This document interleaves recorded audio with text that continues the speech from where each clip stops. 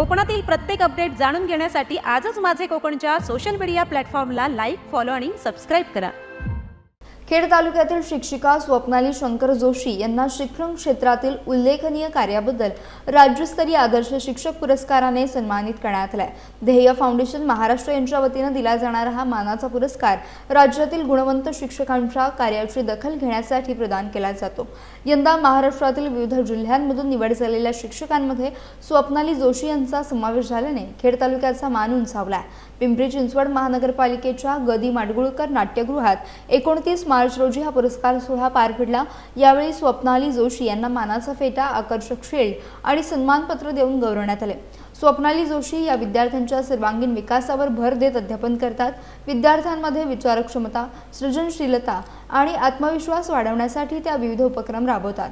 त्यांचे आईवडील दोघेही शिक्षक असल्याने त्यांना लहानपणापासूनच शैक्षणिक वातावरणाची प्रेरणा मिळाली। त्यांच्या उल्लेखनीय कार्याची दखल घेऊन मिळालेला हा पुरस्कार त्यांच्या कुटुंबियांसह खेड तालुक्यातील सर्वांसाठी अभिमानाची बाब ठरली आहे। त्यांच्या पुढील वाटचालीसाठी विविध स्तरातून अभिनंदन आणि शुभेच्छांचा वर्षाव होत आहे।